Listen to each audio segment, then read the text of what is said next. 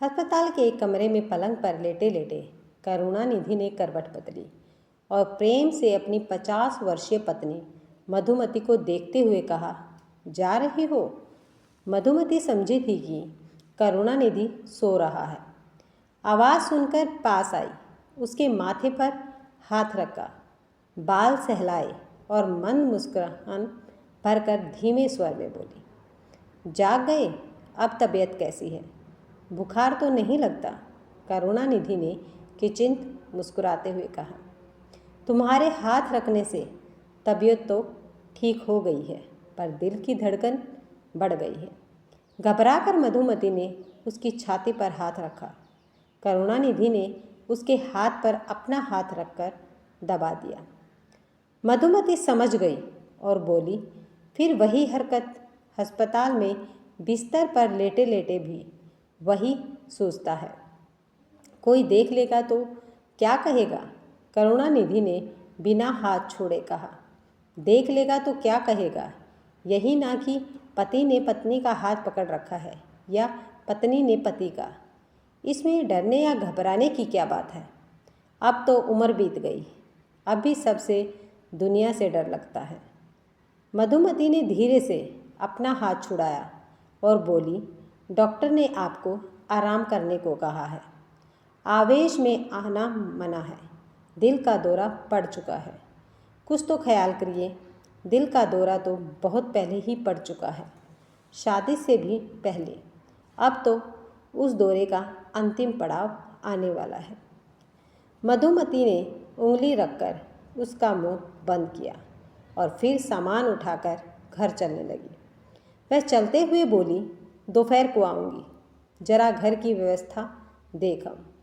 करुणानिधि ने उसकी पीठ देखते हुए फिक्रा कसा। आह, घर को तो कोई उठा ले जाएगा, बस घर ही घर, तुम्हारा तो वही सब कुछ रहा है। मधुमती बिना कोई उत्तर दिए कमरे से बाहर चली गई।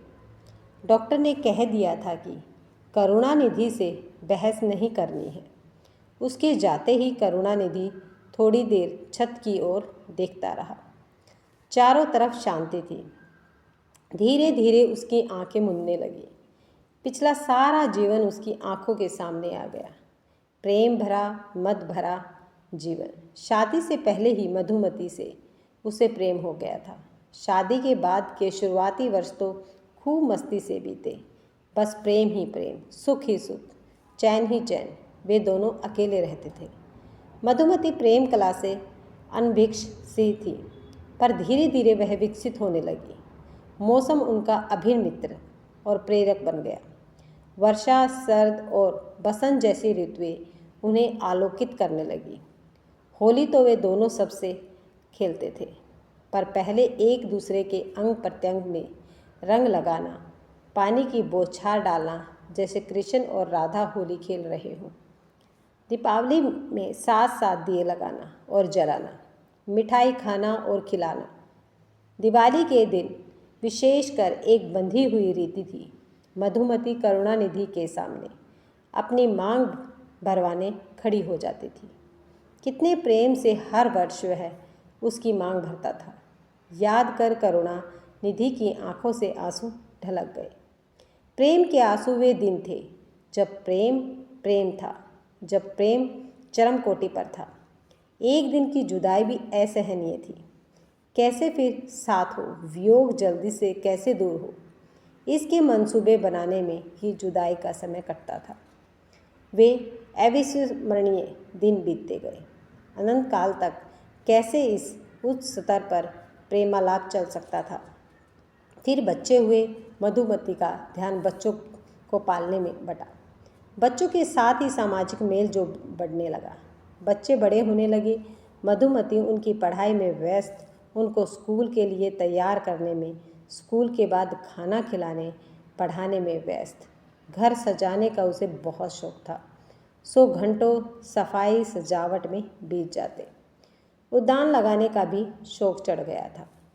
कभी किसी से मिलने चली गई, कभी कोई मिलने आ गया और कभी किसी पार्टी में जाना पड़ता। रिश्तेदारों से भी मिलना मिलाना जरूरी था। मधुमती के पास करुणानिधि के लिए बहुत कम समय रह गया। इन सब कामों में व्यस्त रहने से वह थक भी जाती। उनकी प्रेम लीला शिखर से उतरकर एकदम ठोस जमीन पर आकर थम सी गई। जीवन की वास्तविकता ने उस पर अंकुश लगा दिया। यह बात नहीं थी कि करुणानिधि व्यस्त नहीं था, वह भी काम में लगा रहता। आमतौर पर रात को देर से भी आता, पर उसकी प्रबल इच्छा यही रहती कि मधुमती से प्रेम की दो बातें हो जाए। पर अक्सर यही होता कि बिस्तर पर लेटते ही मधुमती निद्रा में मगन और करुणानिधि करवटें बदलता रहता, झुंझलाता रहता। ऐसा नहीं था कि प्रेम का अंत हो गया था। महीने में 2-3 बार सुस्त वासना फिर तीव्रता से जागृत हो उठती। थोड़े समय के लिए दोनों अतीत जैसे सुहावने आनंद में पहुंच जाते, पर कभी कभी ही, थोड़ी देर के लिए ही करुणानिधि मधुमती की मजबूरी समझता था, पर पूरी तरह नहीं।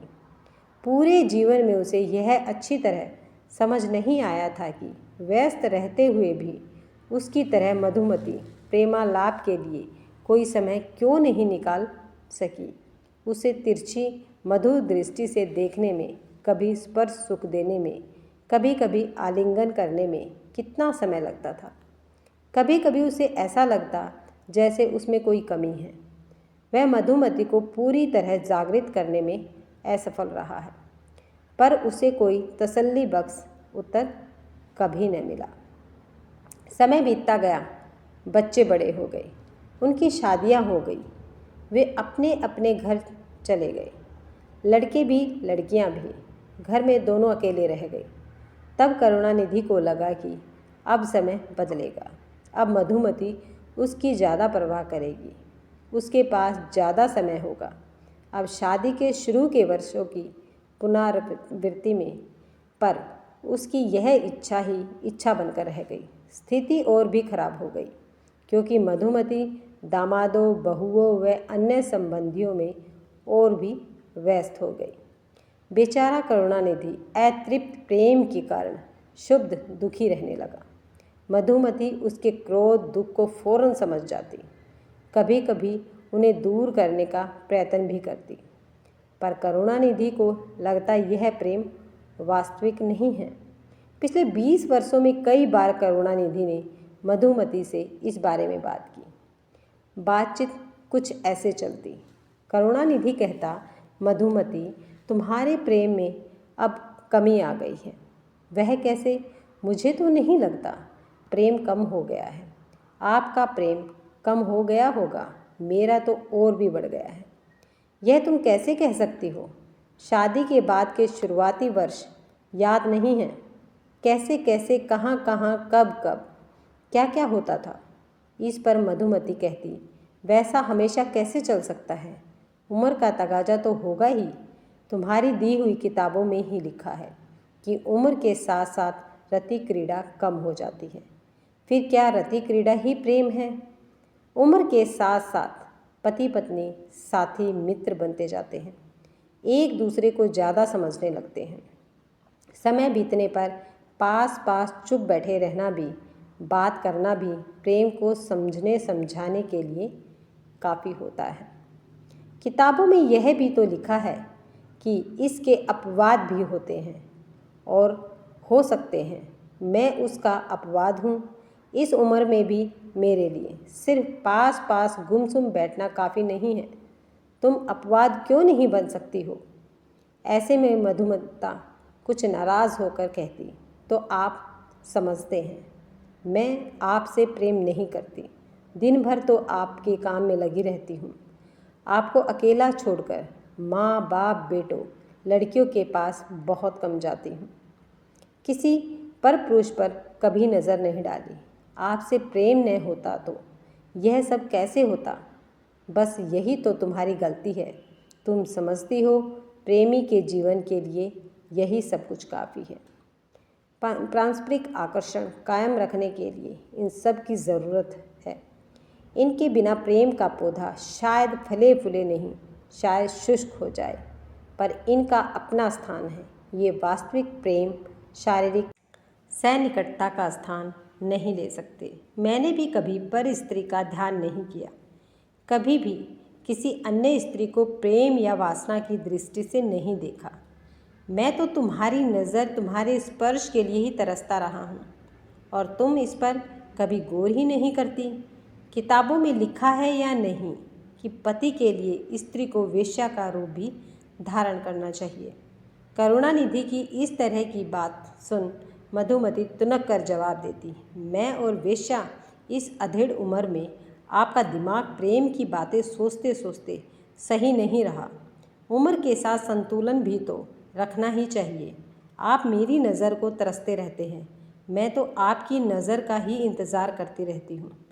आपके मुंह के रंग से, भाव भंगिमा से, इशारे से समझ जाती हूँ कि आपके मन में क्या है। मधुमती, यही अंतर तो तुम्हारी समझ में नहीं आ रहा। नज़र को मत देखो, नज़र में देखो। कितना समय हो गया है आंखें मिलाकर एक दूसरे को देखे हुए। तुम्हारे पास तो उसके लिए भी समय नहीं है। आते जाते कभी देखो तो फौरन पहचान जाओगी कि मेरा मन तुम्हें चाहने को, तुम्हें पाने को कैसे उतावला रहता है, अधीर रहता है। पर तुम तो शायद समझकर भी नज़र फेर लेती हो। पता कैसे लगे, बताऊं कैसे? जैसे पहले बताते थे, पहले रोक कर। कभी आप मेरी आंखों में नहीं देखते थे, कभी हाथ नहीं पकड़ते थे। अब वह सब क्यों नहीं करते? वह भी तो करके देख लिया, पर सब बेकार है। हाथ पकड़ता हूँ तो झट से जवाब आता है, मुझे काम करना है या कोई देख लेगा। झट हाथ खींच लेती हो या करवट बदलकर सो जाती हो। मैं भी आखिर स्वाभिमानी हूँ। जब वर्षों पहले तय किया कि किसी स्त्री के साथ, पत्नी के साथ भी जोर ज़बरदस्ती नहीं करूँगा, क्योंकि उससे प्रेम नहीं पनपता, उससे प्रेम की कब्र खुदती है। तो फिर सिवा चुप रहने के, प्रेम को दबा देने के, अपना मुंह फेर लेने के और क्या शेष रह जाता है? तुम साल दर साल और भी बदलती जा रही हो। हमारे पलंग साथ साथ हैं, 2 फीट की दूरी पर हम लेटते हैं, पर ऐसा लगता है जैसे मीलों दूर हो। मीलों दूर रहना फिर भी अच्छा है, उससे विग्रह की आग तो नहीं भड़केगी। उसके बाद पुनर्मिलन तो प्रेम को चरम सीमा तक पहुंचा देगा, पर पास लेटे लेटे और फिर भी बहुत दूर, इससे तो पीड़ा और भी बढ़ती है। कभी कभी लेटे लेटे यदि सोई न हो तो मुझे आशा बनती है कि शायद आज कुछ परिवर्तन हो, पर तुम घर की, बच्चों की बात शुरू कर देती हो। ऐसी बातें कई बार हुई। कुछ समय तक कुछ परिवर्तन होता, पुराने दिनों, पुरानी रातों की फिर पुनरावृत्ति होती, पर कुछ समय बाद करुणानिधि फिर उदास हो जाता। जब से मधुमती ने 50 वर्ष पार किए थे, तब से वह और भी अलग थलग रहने लगी थी। करुणानिधि ने बहुत समझाया, पर वह कहती, आप तो कभी बूढ़े नहीं होगे, पर मैं तो हो रही हूँ। अब वानप्रस्थ संन्यास का समय आ गया है। बच्चों की शादी हो चुकी है, अब तो कुछ और सोचो। मुझे तो अब शर्म आती है। पति पत्नी के बीच शर्म किस बात की? करुणानिधि झुंझला कर कहता है, मुझे पता है तुम्हारे चेहरे पर झुर्रियाँ पड़ रही हैं, मेरे भी कुछ दांत निकल गए हैं, तुम मोटी भी हो रही हो, मैं भी बीमार रहता हूँ, पर इससे क्या होता है? मेरे मन में तो तुम वही हो और वैसी ही मधुमती हो जिसके साथ मेरा विवाह हुआ था। मुझे तो अब भी तुम वही नई दुल्हन लगती हो। अब भी तुम्हारी नज़र से, स्पर्श से, आवाज़ से मैं रोमांचित हो उठता हूँ। फिर तुम्हें क्या कठिनाई है? किस बात की शर्म है? हम दोनों के बारे में कौन सोच रहा है, क्या सोच रहा है, इससे तुम्हें क्या फ़र्क पड़ता है? अधिक से अधिक बच्चे और उनके बच्चे, मित्र संबंधी यही तो कहेंगे कि हम दोनों इस उम्र में भी एक दूसरे से प्रेम करते हैं, एक दूसरे का साथ चाहते हैं, शायद सहवास भी करते हैं। तो कहने दो, हमारा जीवन अपना जीवन है, यह तो दोबारा नहीं आएगा। क्यों न प्रेम की चरम सीमा पर रहते रहते ही जीवन समाप्त किया जाए? मधुमती यह सब समझती थी। आखिर वर्षों से पति की प्रेमिका थी, पर पता नहीं क्यों उतना नहीं समझती थी जितना करुणानिधि चाहता था। उसके मन के किसी कोने में कोई रुकावट थी जिसे वह पूर्णतः दूर न कर सकी। शायद भारतीय नारी के संस्कारों की रुकावट थी। अस्पताल में बिस्तर पर पड़ा यह सब सोचता हुआ करुणानिधि चौंका। मधुमती घर से वापस आ गई थी। वह खाने का सामान मेज पर रख रही थी। वैसा ही सुंदर चेहरा जैसा विवाह के समय था। मुख पर अभी भी तेज और चमक, बाल अभी भी काफ़ी काले थे। कुछ सफ़ेद बाल भी उसकी सुंदरता को बढ़ा रहे थे। बर्तनों की आवाज़ सुनकर करुणानिधि ने मधुमती की ओर देखा तो उसे दिखाई दी वही बड़ी बड़ी काली काली आँखें, वही सुंदर मधुर मुस्कान, वही गठा हुआ बदन। कसी हुई साड़ी में लिपटा हुआ करुणानिधि को उसके चेहरे, गले, गर्दन पर झुर्रियाँ तो दिख ही नहीं रही थी। उसे प्रेम से देखता करुणानिधि बुदबुदाया, तेरे इश्क की इंतहा चाहता हूँ। छोटे से कमरे में गूंजता यह वाक्य मधुमती तक पहुँच गया।